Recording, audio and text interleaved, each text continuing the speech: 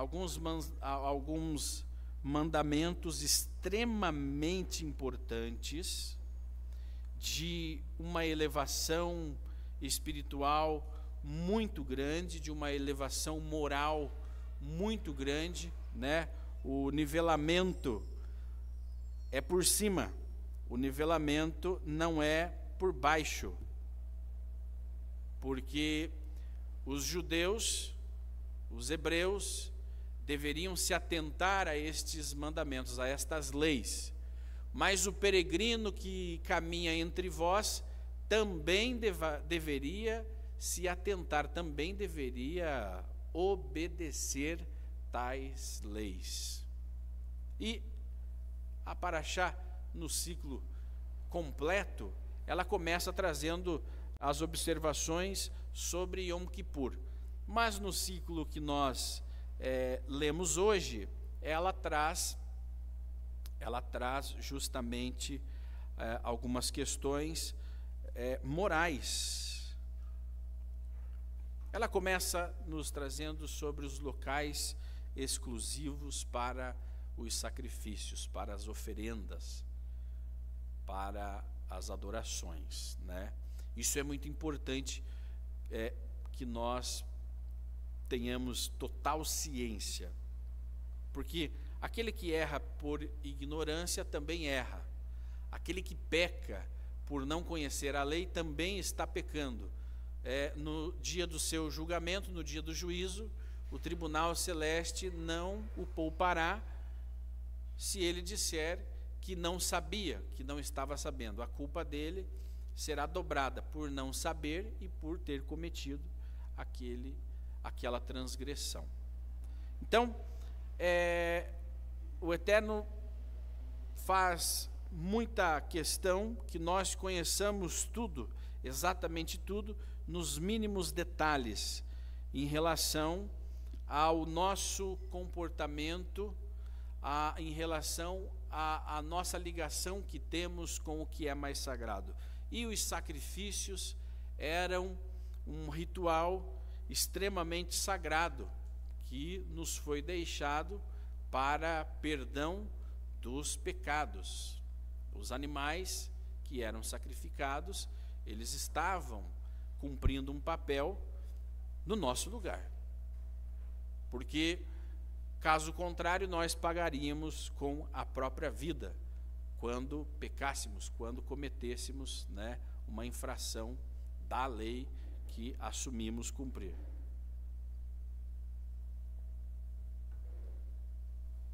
Então, em Vaikra, em Levítico 16, onde começa a nossa, mais ou menos onde começa a nossa leitura, nós vemos ali os locais exclusivos para oferta, que na terra só existiram dois ou três lugares diferentes onde era possível oferecermos sacrifícios, né? Um era o Mishkan, que peregrinava pelo deserto com o povo, né? Ou o povo seguia, né, para onde o Mishkan estava sendo levado. Esse era um lugar permitido, onde os sacrifícios poderiam ser feitos.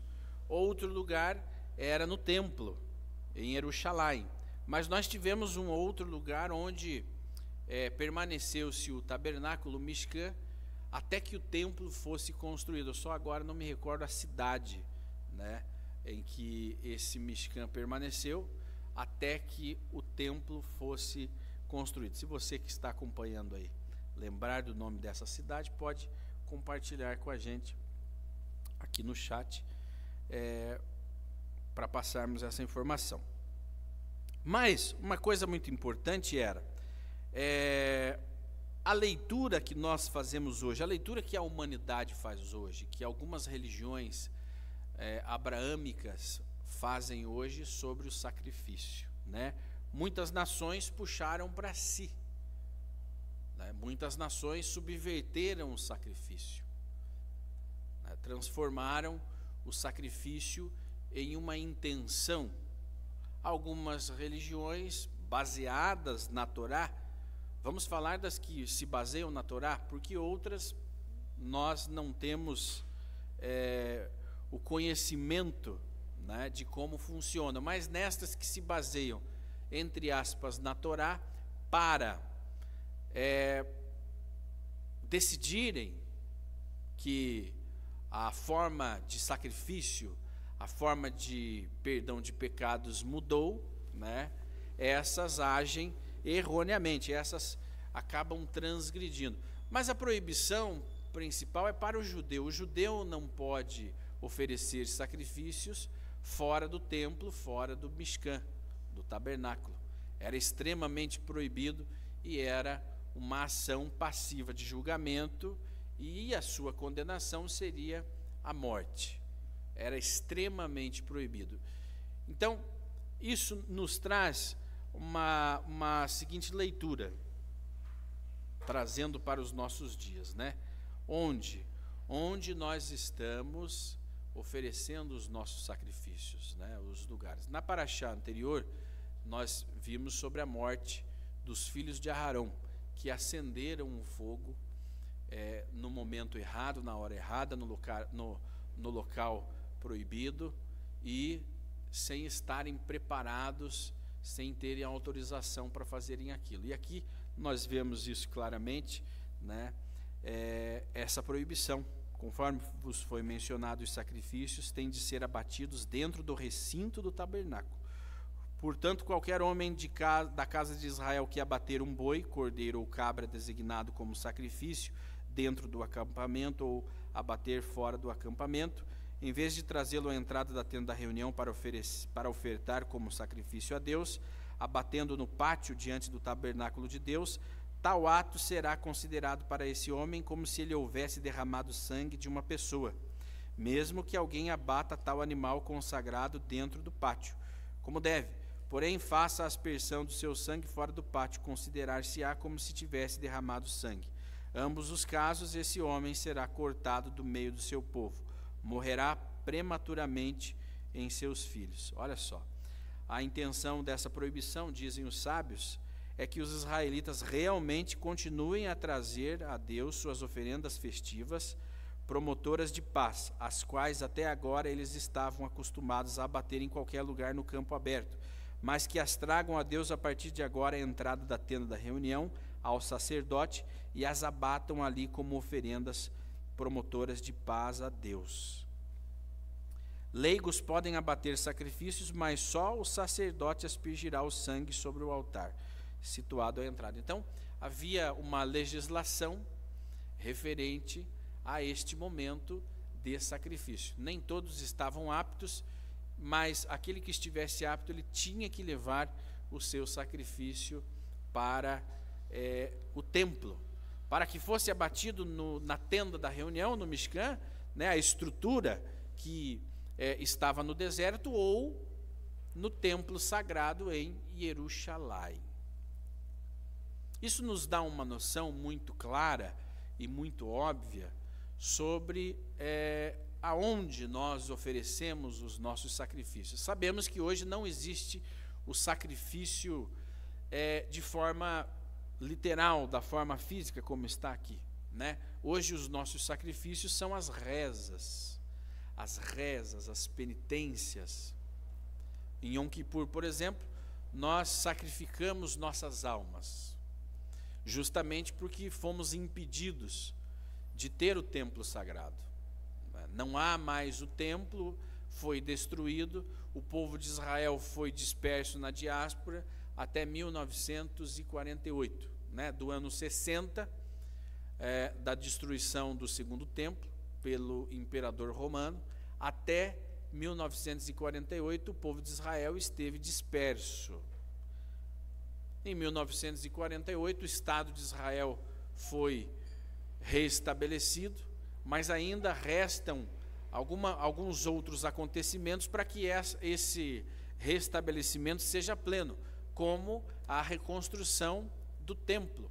Somente o templo pode receber os sacrifícios, somente o templo sagrado é o canalizador da presença divina, na sua forma mais elevada, na sua forma mais próxima, é capaz de proporcionar isso aos seres humanos, à terra, a este mundo terreno.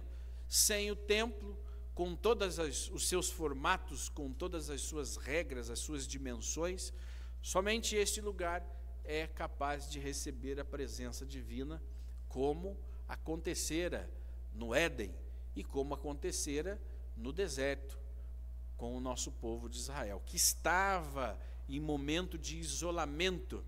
Israel, quando sai do Egito, ele se afasta dos costumes das nações, dos costumes dos povos, costumes estes abomináveis. Nós vemos também nesta paraxá Deus proibindo as relações, Deus proibindo o consumo de sangue. Aí no final da paraxá, ele diz o porquê. Porque era um costume das nações e era abominável. Então o povo de Israel no deserto estava em um nível elevadíssimo, um nível espiritual muito superior ao que se vivia no Egito e ao que se viveu em Israel, na terra. Então nós pensamos, puxa, o deserto é um lugar ruim, é um lugar terrível. O deserto é um lugar neutro. Ele é o que nós o tornamos.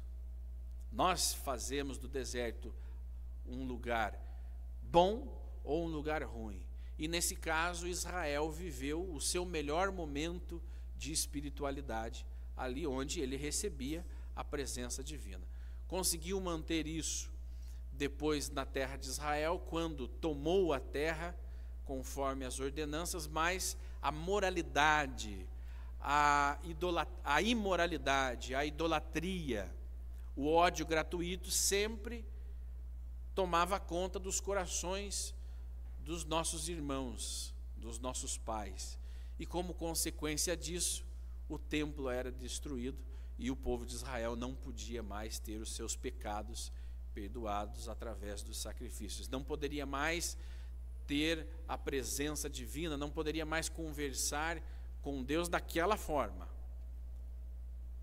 Deus acabava se afastando. Mas quando Israel se arrependia, quando Israel voltava-se ao seu Deus, então a sua sorte era restaurada e ela vinha de uma maneira ainda maior, de uma maneira ainda mais potente. Israel viveu os altos e baixos como todo ser humano, né, como todos os homens vivem, mas Israel tem a promessa eterna, a promessa divina, de que se ele estiver cumprindo com o seu pacto, ele será grandemente abençoado. Na semana passada, então, Deus renova uma aliança com o povo de Israel, que tinha pecado, tinha construído o bezerro de ouro, na paraxá passada, né? Paraxá referente a Pêssah. E agora ele traz justamente alguns dos costumes. Nas próximas paraxot nós veremos mais costumes, mais comportamentos abomináveis que o povo de Israel deveria evitar a todo custo. O primeiro que nós vemos aqui então é o sacrifício em um lugar não autorizado, o sacrifício fora da tenda da reunião, do Mishkan, do tabernáculo, consequentemente fora do templo, né? Então eu não poderia ter uma boa ideia, uma ótima ideia. Tive uma ideia, não posso ir até a tenda, estou com o meu dia muito ocupado, vou fazer o sacrifício aqui mesmo. Não era autorizado. A partir do momento em que a tenda da reunião, o templo, foi constituído, então haviam leis, regras, estatutos para que aquilo fosse feito. Note que tudo que nós fazemos de forma séria, né, tudo que é muito sério, é muito especial, ele é cercado de ritos, que são cercas para manterem a seriedade, nesse caso religioso-cultural, manterem a espiritualidade, a importância que aquilo tem. Então os ritos nos cercam, os ritos nos impedem de tornar aquele ato um ato banal. Embora hoje nós vivemos uma grande controvérsia quanto ao nosso judiciário, quanto ao poder judiciário, mas na sua originalidade, se ele funcionasse como deveria, ele é cheio de ritos, né? Os juízes, eles vestem uma vestimenta diferente, e dependendo da importância do caso, os advogados também usam uma roupagem diferente. A linguagem de comunicação nos tribunais, ela é diferente, né? Eles se tratam de Vossa Excelência. Tem uma outra palavra também que eu esqueci, como que você se dirige a um juiz, né? Excelentíssimo, excelentíssimo senhor juiz, e por aí vai. E existem os ritos do julgamento, existem os ritos do que vai acontecer em relação àquele caso, tanto para quem acusa, tanto para aquele que é o acusado.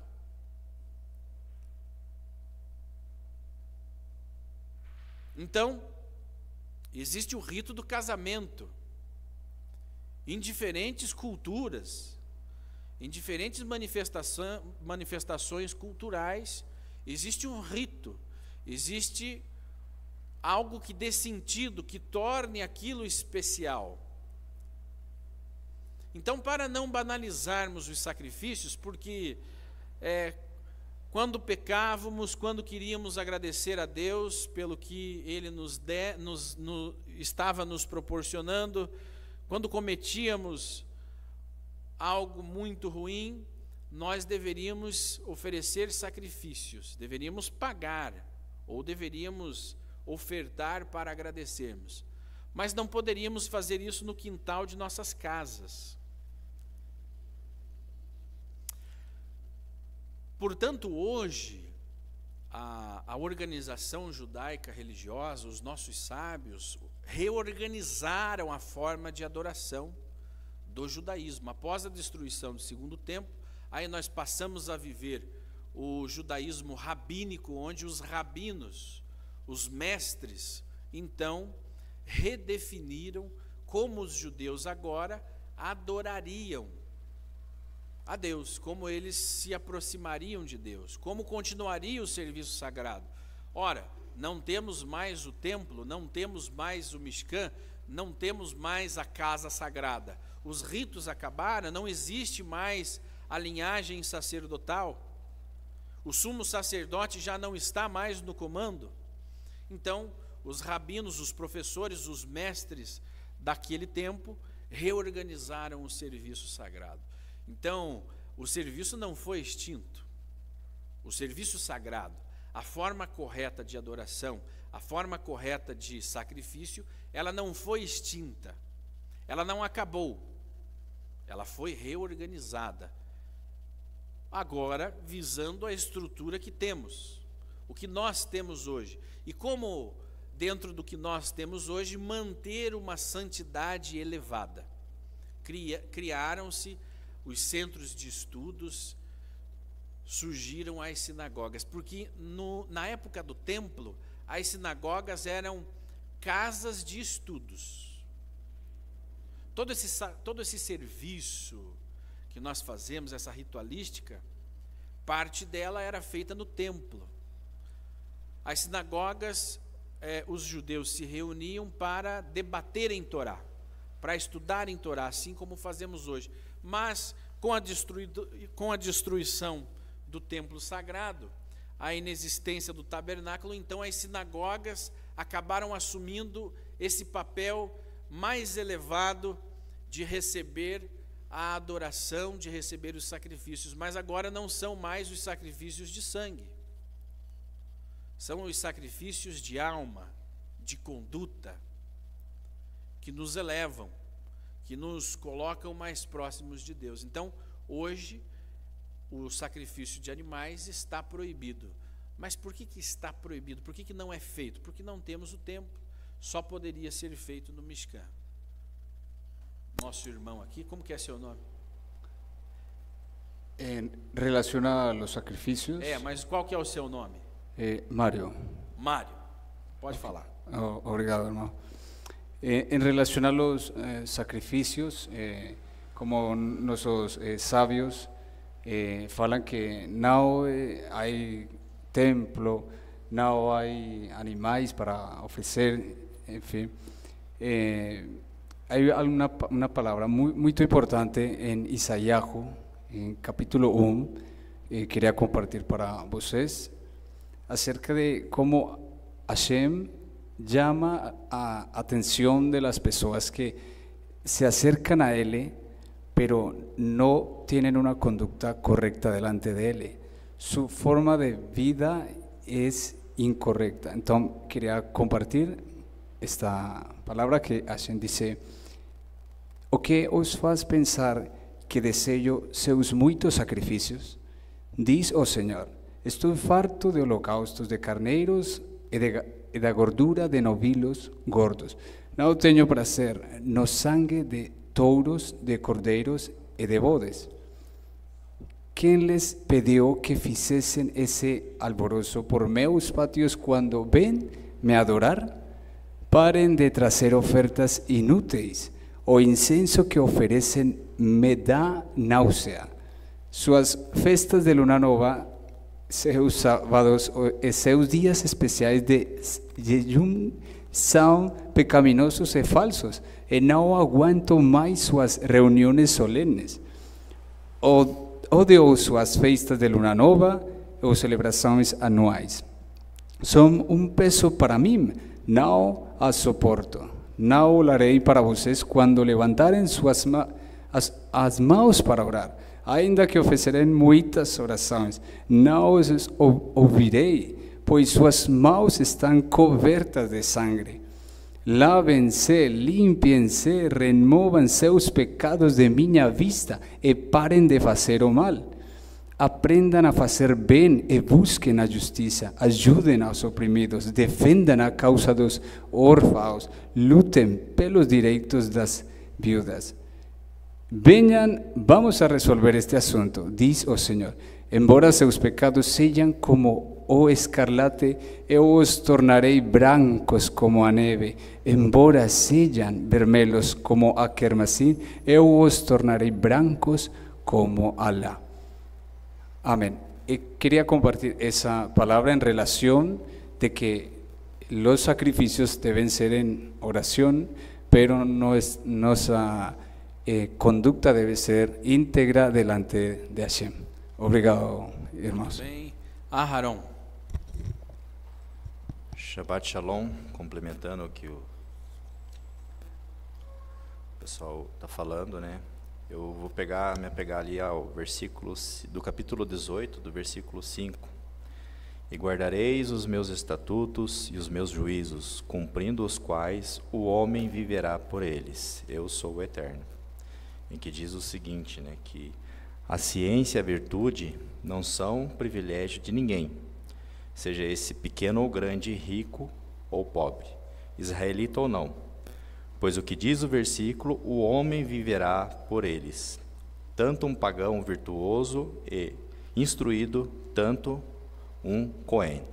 Então, assim, a Torá nos ensina, que nos prescreve, né, que o controle dos nossos desejos básicos é a fim de nos separar, né, de nos distinguir das criaturas criadas pelo Eterno, demonstrando assim a nossa força de vontade, a nossa disciplina, né, e que podemos nos elevar acima de tudo, né?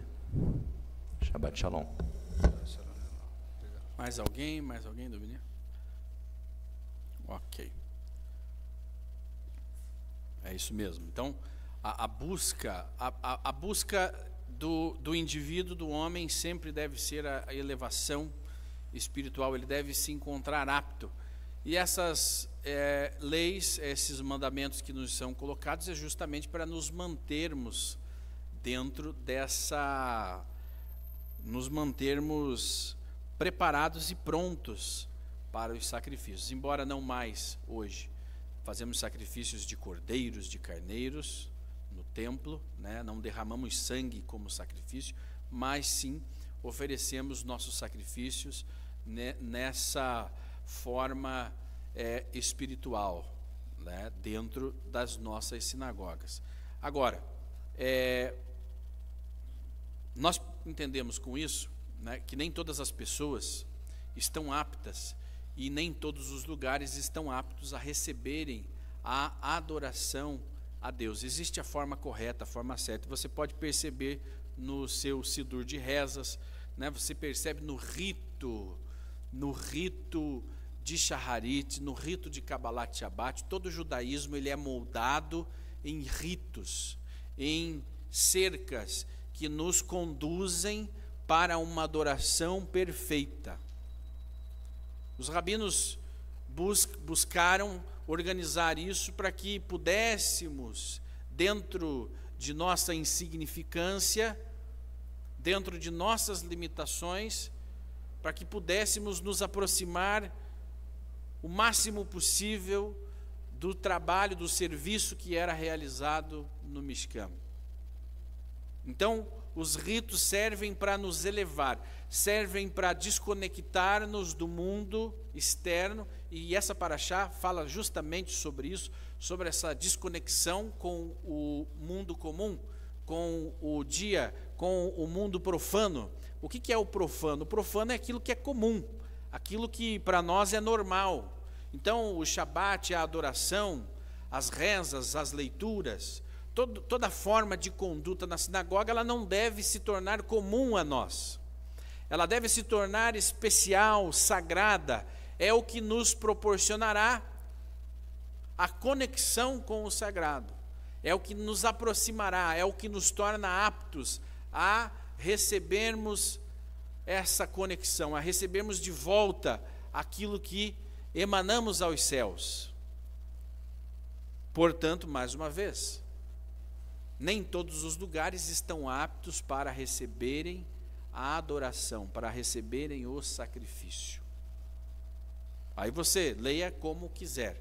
Você que nos acompanha, você que está aqui, entenda como quiser. Qual é o local? Onde é o local? Para nós judeus é a sinagoga. A forma de adoração de algumas culturas religiosas que buscam, né, que se baseiam no livro sagrado, é totalmente diferente do que foi organizado. Existe uma forma de adoração, existe a forma correta, e a outra, obviamente, é a forma incorreta, equivocada, errada. Os ritos, eles são necessários. É diferente. Quando o Bnei Anusim se aproxima de uma vida judaica, ele encontra muita diferença no formato de adoração.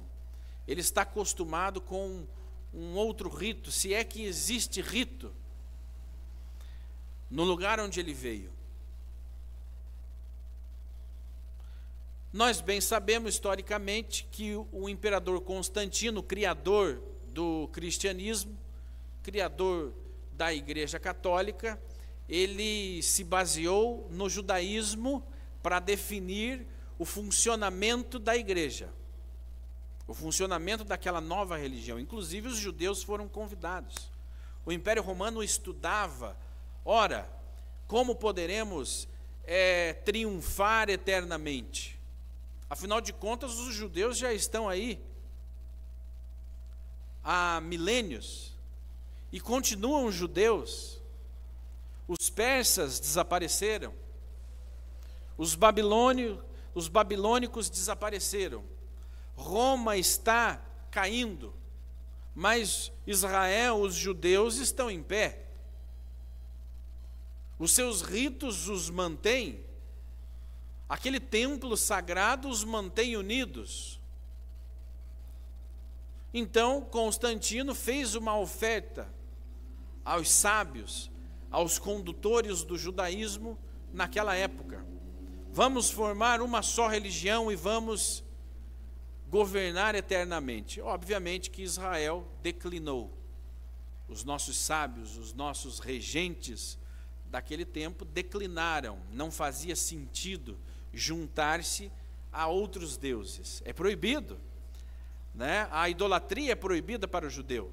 Se nós fôssemos idólatras, de repente nós estaríamos todos juntos, numa só manifestação cultural e religiosa, mas essa lei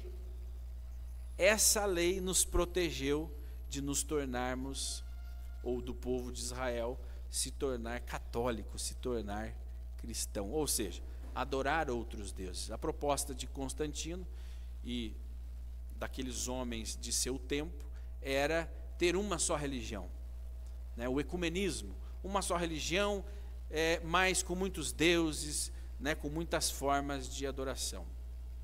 Era a forma que eles encontraram de manter o Império Romano em pé. Os judeus não aceitaram. Como consequência de não terem aceitado, foram massacrados. Foram perseguidos nas cruzadas, expulsos de Jerusalém. Foram vistos como o povo mau, de dura cerviz, e que perdeu o direito de primogênito. Então Roma cria o seu próprio primogênito. E Roma cria um dispositivo de perdão de pecado, através de um sacrifício. Um sacrifício idólatra, né? Um ato de idolatria perdoaria os pecados eternamente daquele povo. E assim acontece até os dias de hoje. Veja, através de um sacrifício, todos aqueles que acreditarem estão perdoados. Não há mais sacrifício. Portanto, não há mais a necessidade da existência do templo. Agora veja, porque a partir do momento em que existir o templo sagrado, todo o comando mundial volta para aquele lugar sagrado. Enquanto mantiverem o povo de Israel disperso, ainda há a possibilidade de estarem no comando. Mas quando o templo for levantado, reconstruído, então não restará um outro caminho senão o caminho aos pés do Eterno, do Deus de Israel. Então esses sacrifícios salvaram, essas proibições, elas salvaram e mantêm o povo de Israel a salvo da idolatria, a salvo da assimilação. Israel, assimilando as culturas dos povos, ele assina o seu decreto de extinção. Tenta-se fazer isso hoje através de um movimento chamado messiânico.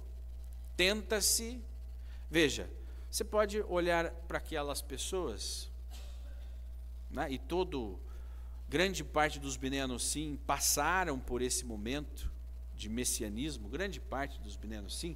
Então, no momento você fala assim, puxa, mas que coisa linda, um cristão tentando ser judeu. Ele está tentando, ele está usando talit, ele está usando kippá, ele está rezando. Você pode abrir na internet aí, tem lá comunidades messiânicas fazendo rezas hebraicas e bonitas. Você fala assim, puxa, são messiânicos? O que é messiânicos? É o cristianismo com uma roupagem, uma aparência judaica. Você pensa assim, puxa, mas não é bonito? Agora, vamos analisar por outro lado.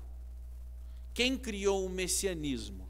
Ele tinha a intenção de tornar o cristão judeu ou de tornar o judeu cristão? Eu convivi com um, e a intenção era tornar o judeu cristão. Não era fazer uma transição do cristianismo para o judaísmo. A intenção não era essa. Ele dizia assim, ó, puxa, o Silvio Santos é um judeu, mas é um judeu não praticante. Se eu levar Jesus, se eu levar Yeshua, se eu levar o nosso cristianismo para o Silvio Santos, ele vai aceitar. Ele vai aceitar porque as filhas dele são cristãs. Então ele, como judeu, poderá caminhar junto com as filhas. Olha o raciocínio, né? Aí você pensa assim, puxa. Então aquilo que parece bom, vou sacrificar aqui, porque nós estamos aqui unidos, reunidos, vamos fazer esse sacrifício aqui. Não, disse o judeu. Esse sacrifício só pode ser feito no lugar determinado, na hora determinada e pelas pessoas determinadas. Então a pergunta que eu faço para você messiânico, a intenção dessa mistura, que para o judeu é abominável, para quem vive é bonitinho, mas depois que você entende e a sua chave vira, você compreende, poxa, é uma tentativa descarada de transformar o judeu em idólatra, ou de manter aquele cristão idólatra no caminho da idolatria. Vamos construir aqui o nosso Mishkan, nós mesmos, vamos aqui adotar a tradição. Foi o que Constantino fez. A Igreja Católica, até um determinado século, ainda guardava o sábado. E notem o seguinte, que todo rito católico, a Igreja Católica, diferente da Igreja Protestante, ainda mantém um rito dos seus cultos. Há todo um rito, há toda uma vestimenta. Aí você vê os padres não usam algo que se parece com um talite, os padres não usam algo que se parece com a quipá, os padres não dão bênção no vinho. Tudo baseado na cultura judaica. O protestantismo, para se descolar da sua mãe, a igreja, ele então tira os ritos do serviço, né, dos seus cultos, tira os ritos. Então agora é cada um por si, Deus por todos. É diferente. A forma ritual do protestantismo é totalmente diferente da Igreja Católica. A Igreja Católica hoje, dentre as religiões, as 3 principais religiões, é a que mais se assemelha ao que é o judaísmo. Porque entenderam que a ritualística, as limitações no cotidiano religioso e espiritual mantém a santidade daquele ato. O que é a questão mais preciosa e mais sagrada para os católicos? É a Eucaristia, né? O corpo de Cristo. Então aquele rito é um rito extremamente santo ali dentro.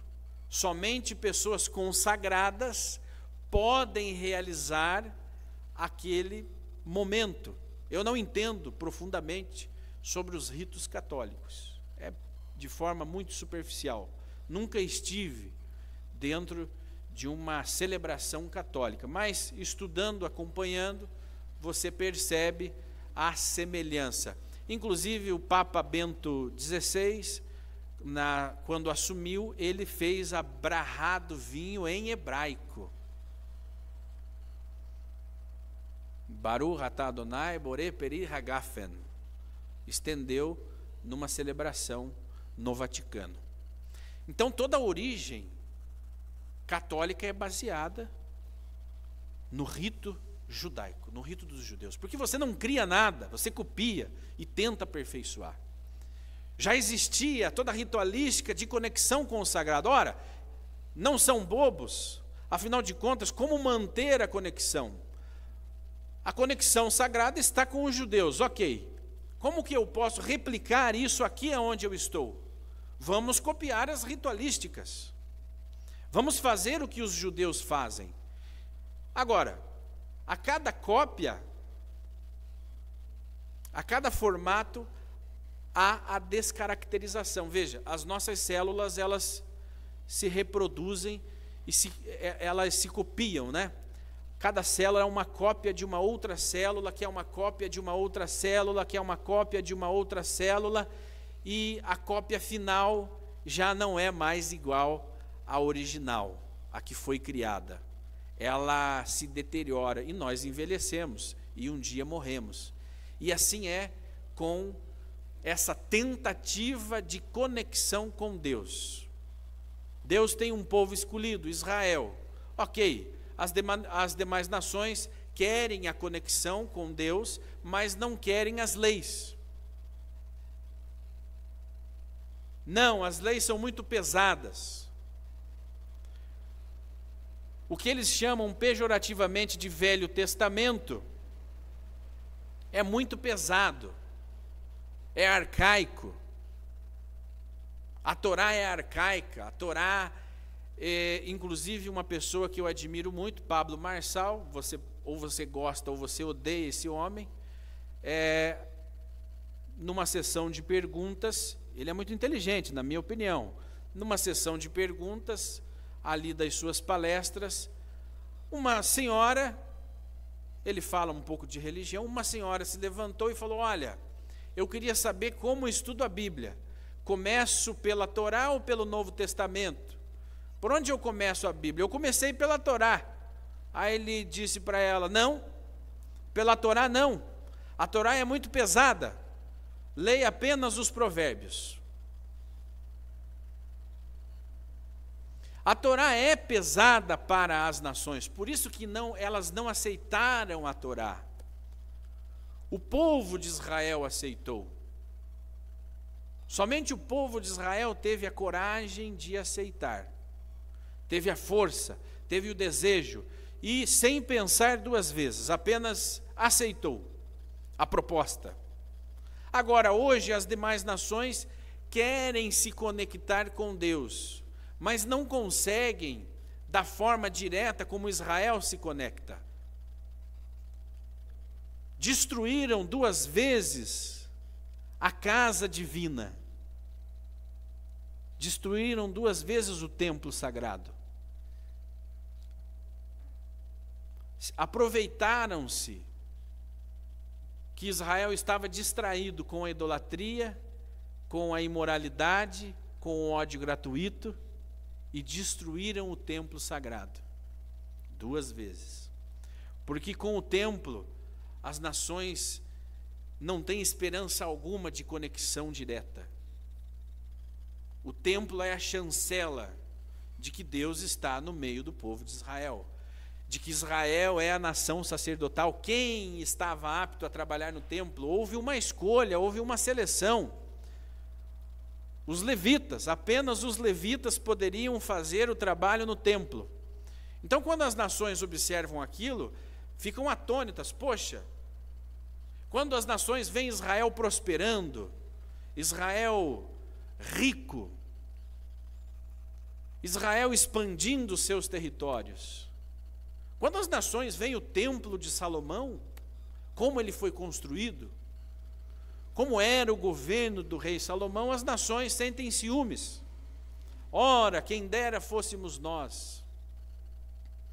Então, iniciaram as cópias. Vamos copiar o rito, vamos copiar a ritualística, vamos copiar a forma. Deu certo?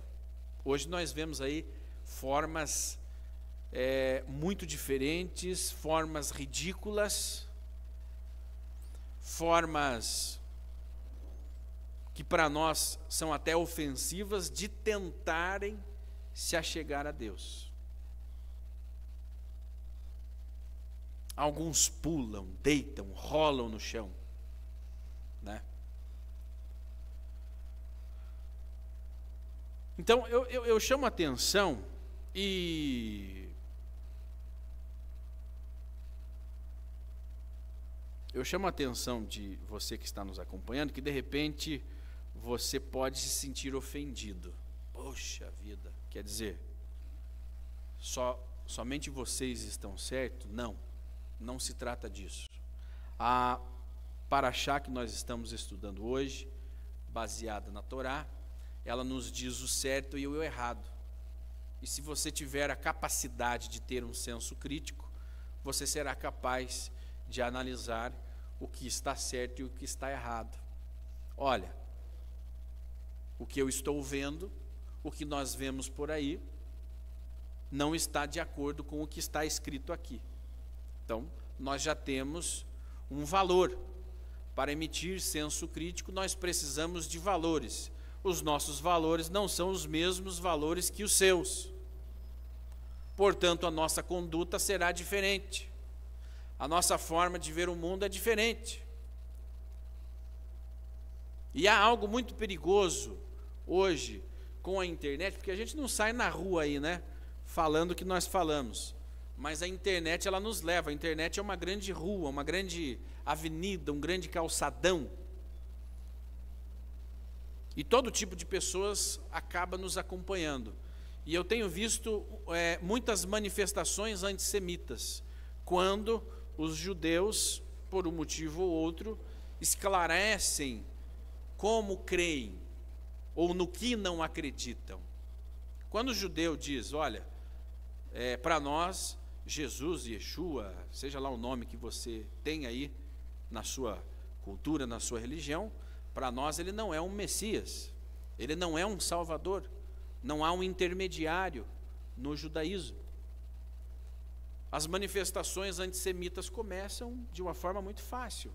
Se você tiver aí, vocês que estão aqui, quando tiverem tempo, depois do Shabat, olhem o Instagram da Sinagoga no Sim Brasil. Lá nós temos algumas temáticas e nós temos lá milhares, não é um, não é dois, não é três, é milhares de comentários antissemitas. A partir do momento que é entendido que o judeu não acredita daquela forma e que não existe a menor possibilidade de ele aceitar, de ele ser convertido, então ele se torna mau. Então ele mereceu o holocausto, então ele mereceu sofrer violência, ele merece os ataques do Hamas, ele merece que o Irã varra do mapa, porque afinal de contas ele não tem Jesus e Yeshua como seu Salvador. Se ele não tem, não resta mais nada para ele senão a morte. É a realidade que nós enfrentamos. E nós só estamos falando aqui dos lugares corretos, ou do lugar correto onde se pode fazer o sacrifício. Levítico. Alguém no chat disse, essa fonte que vocês estão usando são vozes da sua cabeça. Talvez você pegou o bonde andando. Nós fizemos uma leitura aqui de praticamente 1 hora da Torá, do livro sagrado. Então não são vozes da nossa cabeça. Está aqui o livro. Se você tiver curiosidade, você pode adquiri-lo em qualquer livraria judaica do Brasil. Agora, os conceitos, a pergunta que eu fiz, né? Tenta-se trazer aquele cristão protestante, católico, calvinista, tenta-se trazê-lo para o judaísmo, para dentro do povo judeu. Por parte dos judeus, não há proselitismo. Não existe essa missão de que Israel deva converter todos os povos. Não. A missão de Israel é conduzir as nações, mas não convertê-las. Agora, quanto à lei, ela é para o judeu e para o estrangeiro que peregrina entre vós. O estrangeiro que peregrina entre vós é um praticante de Torá. Ele tem que entender das leis. Geralmente os estrangeiros que são citados aqui, são aqueles que saíram do Egito com o povo hebreu e que seguiram. E depois os estrangeiros que se achegavam através das guerras, através das grandes peregrinações mundiais. O estrangeiro se achegavam. Eu dou sempre o exemplo de Jetro, sogro de Moisés. O sogro de Moisés era um sacerdote das nações. Ele era um pontífice, ele era um papa do seu tempo. Sogro de Moisés. Jetro era idólatra na concepção judaica e na concepção divina. Mas Jetro se dirigiu ao povo de Israel e viveu no meio do povo de Israel, ou seja, o estrangeiro que está entre vós. Mas Jetro queria mais. Para permanecer ali, Jetro se circuncidou, ou foi circuncidado, e se achegou entre os filhos e filhas, e tinha os mesmos direitos de filhas e filhas. Aí, nesse mesmo livro, se você seguir com a leitura, você encontra este mandamento, né? Aos estrangeiros que estiveres entre vós, que desejem comer do Pêssar, isso aconteceu, nós vivemos esse período agora, na semana passada. O estrangeiro que quisesse comer do Pêssar deveria ser circuncidado. Ora, se ele é circuncidado, ele é um judeu, ele não é mais estrangeiro. Então, portanto, para você comer do Pêssar, para você comer do sacrifício, você deveria ser um judeu, você deveria ser circuncidado, você deveria ter os mesmos direitos dos filhos e filhas. Mas o gentio quer se circuncidar? Não, ele não quer. Por quê? Porque alguém já morreu por ele, alguém já se sacrificou por ele, alguém já se circuncidou por ele. Então existe um dispositivo, o mesmo dispositivo que teoricamente o liga eternamente aos céus, é o mesmo dispositivo que impede ele de abandonar a idolatria. É uma figura. A figura que salva, que cura, que liberta, impede você de abandonar a idolatria, de deixar a idolatria. Afinal de contas, só existe um Deus. E agora? Então, as oferendas, os sacrifícios, eram o que havia de mais elevado no meio do povo de Israel. Era o rito mais elevado, mais importante. Porque ou ele era para agradar a Deus, subir como um cheiro suave aos céus, ou era para pedirmos perdão ao Criador pelos pecados cometidos. Então, isso se detinha à realização no templo. Hoje não é permitido, né? O judaísmo rabínico hoje não promove mais tais ritos enquanto o templo não seja reconstruído. Curiosamente, existe em Israel um povo que habita no deserto que ainda realiza os sacrifícios, curiosamente, né? Não estão dentro das convenções judaicas regulares. É um povo que se ajuntou num canto de Israel e é como se o tempo tivesse parado para eles, é como se ainda vivessem no deserto com o tabernáculo, né? Curiosamente, se você quiser depois pesquisar mais sobre isso, né, é interessante ter conhecimento. Ok, aí há a proibição do sangue, do derramamento de sangue. Deus instituiu ali algumas regras interessantes de como você deveria derramar o sangue do animal. Aqui, não apenas para o animal sacrificado, mas também para o animal que iria servir como alimento. Tem uma observação nessa versão, acho que na versão também regular que nós lemos aqui, que só sacrifique o seu animal. Nesta ocasião o povo estava no deserto, se tiverdes condições, animal para comer, se você tiver condições, senão não faça. Era escasso, embora existia gado, mas eu imagino que havia uma escassez de animais no deserto. Então os animais eram selecionados, havia um cuidado. E existe uma diferença, o que nós chamamos de sheritá, que é o abate, a forma correta, a forma judaica de abater um animal.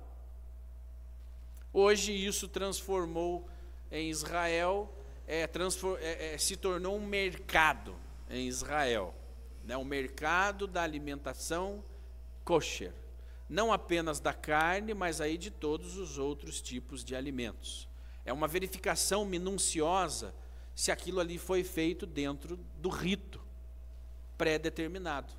Mas a carne, especialmente, ela é vista de uma forma muito minuciosa, de uma forma muito séria, de uma forma muito sagrada. Então, o animal que você come também é algo muito sagrado. Ele é diferente do arroz que você colhe, que também deve ser verificado.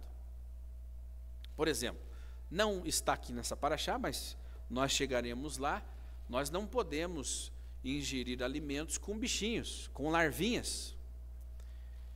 Se no seu alimento você vê os furinhos que passaram larvinhas, ele já não é mais apropriado para você. Então há de se ter esse cuidado na seleção do seu alimento. Agora, o animal que contém vida, o cabrito, o carneiro, o boi, o cabrito que é selvagem, que daí é uma caça. E aí os nossos sábios, eu vou ler aqui rapidamente nessa versão, porque ela é interessante. Os nossos sábios, Siló, parece que é Siló, voltando aqui, alguém respondeu, Siló foi onde ficou o tabernáculo, até que fosse construído o templo em Jerusalém, se não estamos enganados, né? Vamos lá. Consumir sangue é uma transgressão tão grave porque a presença contínua da alma na carne de toda criatura depende da presença do sangue em seu corpo. Ou seja, sem sangue não há alma, há morte, né? Então, por isso que é uma coisa tão nevrálgica, uma coisa tão grave o consumo do sangue, né? Por isso vos dei o seu sangue, não para consumirdes, mas para que seja colocado sobre o altar, para expiar por vossas almas, expiar os seus pecados. Pois é somente o sangue de um animal sacrificado, o qual abriga sua alma vivificante. Para quem quer acompanhar, para não imaginar que eu estou ouvindo vozes, está em Levítico, Vaikra, capítulo 17, do passuque 11 a seguir. Pois é somente o sangue de um animal sacrificado, o qual abriga sua alma vivificante, que expia pela alma do seu dono, o ofertante do sacrifício. Quando o sacerdote põe o sangue de vosso animal sobre o altar, é como se colocasse a sua alma. É como se você estivesse deitado sobre o altar, pronto para ser sacrificado pelos pecados que cometeu. E, portanto, a vossa alma, por ser o animal, foi o vosso substituto sobre o altar. Eu digo aos israelitas, aí a minha versão traz, eu digo aos israelitas naturais, nenhum de vós, nem sequer vossos filhos, aqueles que nasceram no berço judaico, que são educados desde o seu ventre,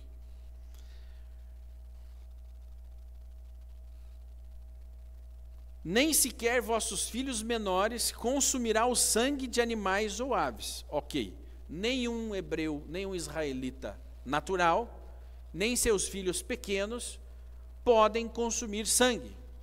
Agora preste atenção nisso. O converso que habitar entre vós, o estrangeiro, mas aqui essa versão traz o converso, ou seja, aquele estrangeiro que não era hebreu, mas que se converteu, aquele que não era e que passou a ser, também não consumirá tal sangue, nem sequer seus filhos menores. Ok, então nós pegamos simplesmente esse fato da proibição de comer sangue, e esse fato serve para invalidar toda a lei judaica.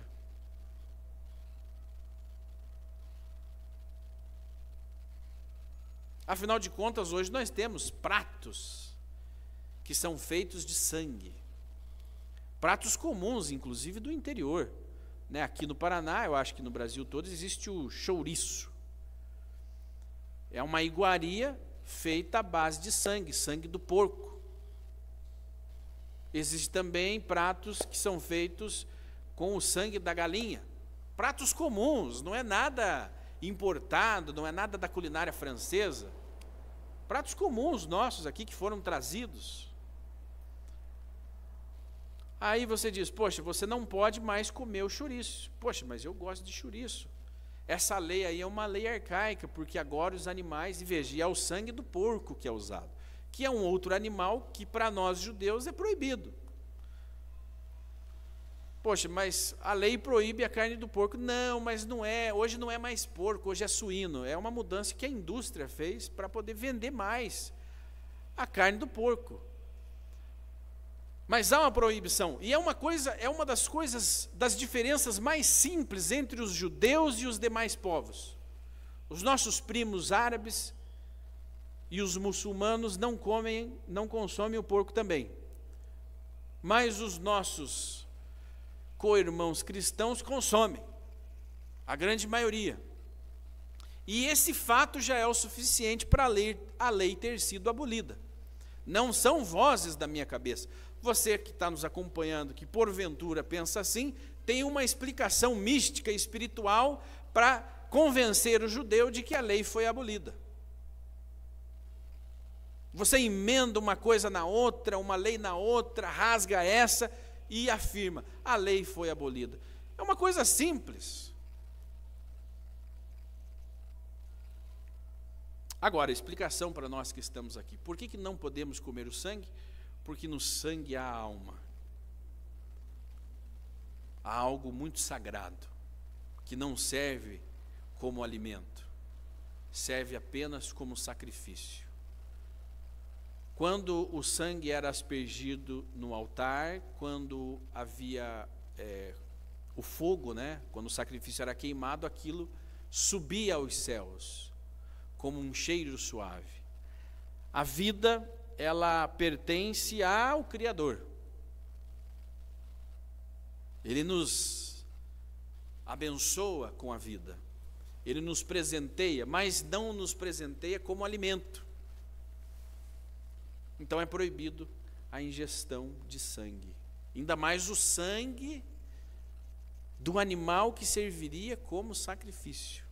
Afinal de contas, o sangue teria que ir até Deus e não até nós, porque afinal de contas era o nosso sangue que deveria estar ali. Então é controvérsia eu consumir aquele sangue e perdoar meu próprio pecado. Somente Deus estava apto, somente Deus poderia, através daquele sangue que deveria ser meu ou seu, perdoar os pecados.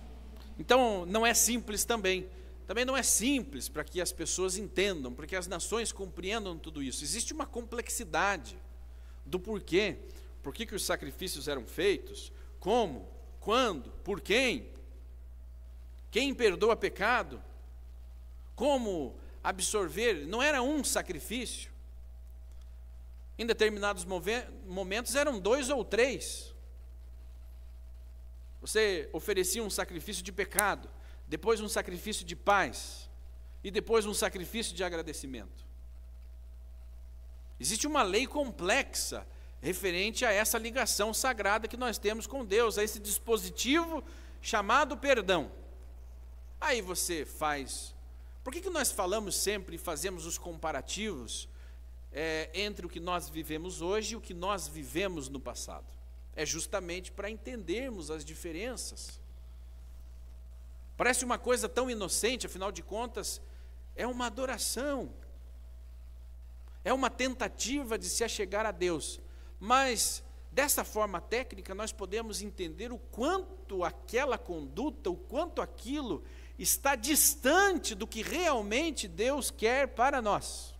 E a partir do momento que você, Bnei Anusim, você, um judeu emergente, reivindica um histórico judaico, a sua verdade está aqui, e não mais em uma intenção. O que nós vemos do outro lado é uma intenção. Agora, você precisa ter conhecimento para entender se essa intenção é boa ou se ela é ruim, se essa intenção vai te aproximar de Deus ou se ela vai te manter fora do povo, se ela vai te manter fora da terra. Mas ela está muito disfarçada. Ela está muito disfarçada de coisas boas, afinal de contas, nós usamos kippá, nós usamos talite, nós falamos em hebraico. Mas lá no final, existe um dispositivo que, se você não ativar aquele dispositivo, você falar com Deus não foi o suficiente, você tem que falar com Deus através daquele dispositivo, através do Cristo. Então, fez-se ali todo um serviço judaico, que você está assistindo, você está falando, puxa, mas que sinagoga maravilhosa, e no final, o final é em nome daquele que perdoa os nossos pecados, que não é Deus. Não há um intermediário. Os judeus falam diretamente com Deus. As demais nações precisam ter um intermediário. Inventaram um intermediário, porque não quiseram assumir a responsabilidade que o povo judeu assumiu. Precisaram abolir a lei, dizer que não é mais válido, que é velho, que é arcaico, para então tentarem se aproximar de Deus. Bom, os judeus estão lá, não há mais templo, então nós aqui com o nosso rito estamos aptos para nos conectarmos com o sagrado. Mas não estão. Existe a forma correta e existe a forma errada de se achegar a Deus. Eu não digo que você não tenha conexão nenhuma com o teu Criador. Não. Mas quando se trata de rito sagrado, para perdão de pecados, para uma vivência dentro dos desígnios sagrados, existe a forma correta de se fazer. E um povo, somente um povo, tem e conhece esta forma de se fazer, se conectar com o que é sagrado. Pode falar.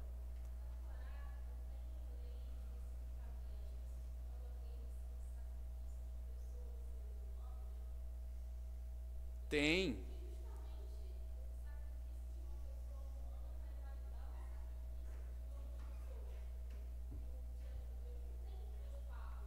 É.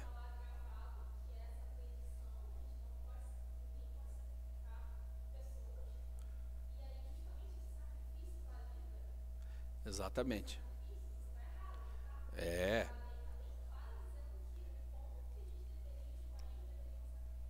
Exatamente. Como que é seu nome? A Sara está comentando aqui, né? E ela indagou. Existe uma proibição do sacrifício humano? Afinal de contas, dentro dos ritos que nós vemos, né, do serviço dos Cohen, não há a espécie humana incluída como sacrifício. Não há em nenhum momento. O único que seria sacrificado, que seria Isaac, foi impedido. Não houve o sacrifício de Isaac. Ah, mas houve o sacrifício espiritual? Não! Houve um sacrifício físico. Naquele momento surgiu um cabrito, um carneiro, e ele foi sacrificado. Então não, né? Não há na Torá, em nenhum livro, em nenhum cantinho aqui escondido, codificado, sobre sacrifício humano. Hoje nós falamos aqui a proibição do sangue dos animais, né? Aqui, para a gente encerrar também, que já avançamos um pouquinho.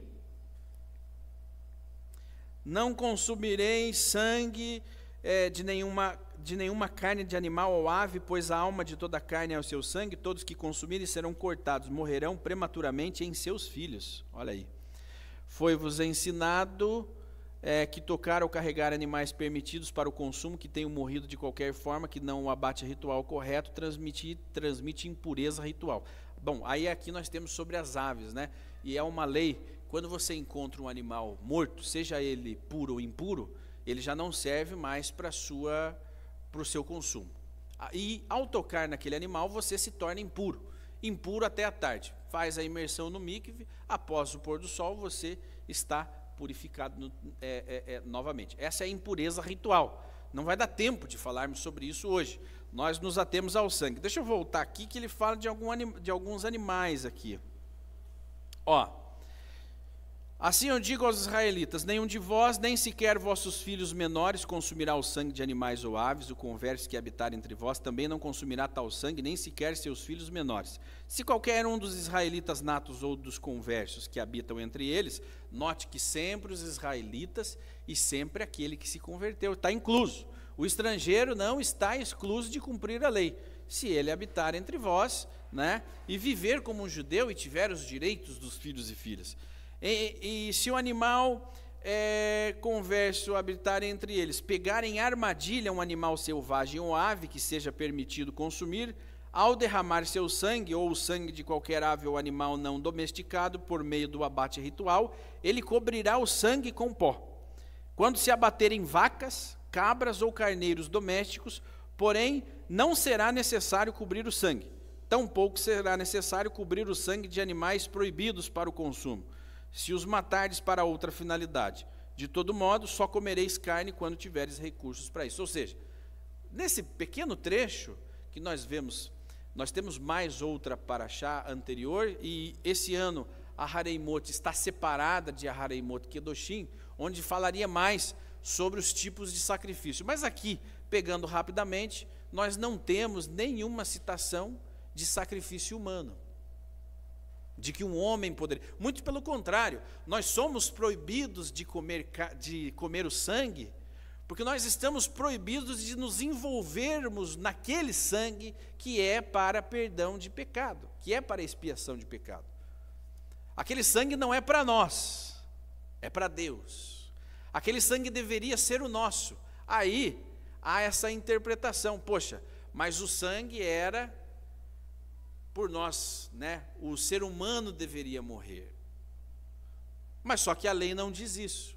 A lei diz que nós deveríamos, mas quem vai morrer em nosso lugar é um animal kasher, é um animal apto para ser sacrificado nos nossos lugares. Agora, veja, que quando nós nos tornamos maus, quando nós nos tornamos violentos, quando nós nos tornamos depravados, o sacrifício cessou com a destruição do templo, que foi a leitura que o Mário fez aqui mais cedo, das palavras ditas pelo profeta, né? Os teus sacrifícios já cheiram mal.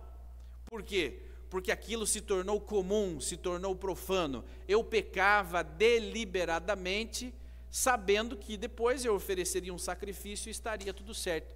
Pois fomos punidos, fomos dispersos, mas em nenhum momento um homem foi colocado para suprir isso. O templo foi destruído, o povo de Israel foi disperso, mas nenhum homem foi colocado para isso. Agora, se você pega num contexto histórico, o homem que dizem que foi o sacrifício para perdão de todos os povos, né? Logo após esse sacrifício, o templo foi destruído e o povo de Israel foi disperso. Afinal de contas, essa figura perdoa ou não perdoa os pecados de todos? Se perdoasse, o povo de Israel estaria em Israel com o templo construído, funcionando. Entre outros aspectos, que aí nós precisamos de mais tempo. Nós teremos, eu quero encerrar por aqui, mais algum comentário do nosso Minyan?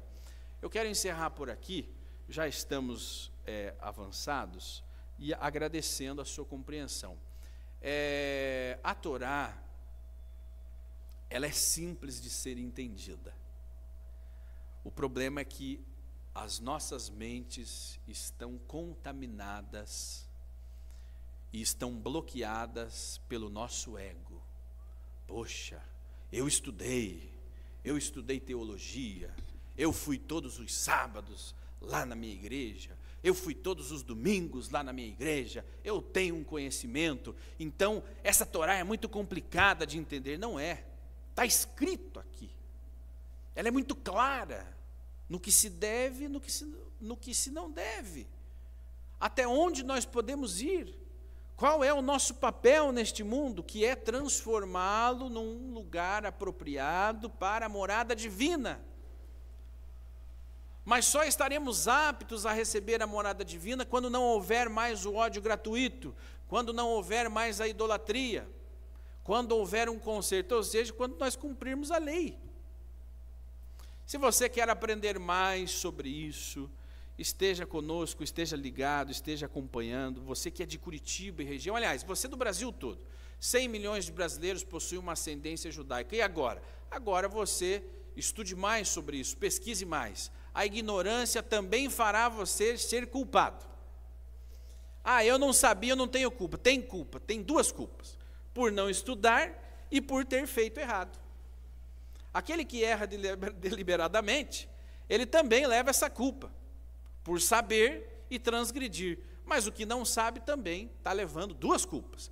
Então, estude, pesquise, busca, corra atrás de informação. Ok? Nós temos aqui todo o Shabat o serviço, e em todas as nossas sinagogas pelo Brasil promovem o mesmo serviço, que você pode, se estiver em uma das grandes capitais, das cidades que contemplem aí uma sinagoga, você pode, se desejar fazer o retorno às suas raízes judaicas, participar desses serviços de estudos. Mas também nós temos essa comunidade online, onde semanalmente você também pode estudar e aprender mais sobre a vida judaica. Um abraço a você, a todos vocês que nos acompanham. Vamos agora para o nosso Kiddush. Que você tenha um Shabat abençoado, você e sua família. Faça agora a refeição festiva e torne o Shabat um dia deleitoso. Shabbat Shalom!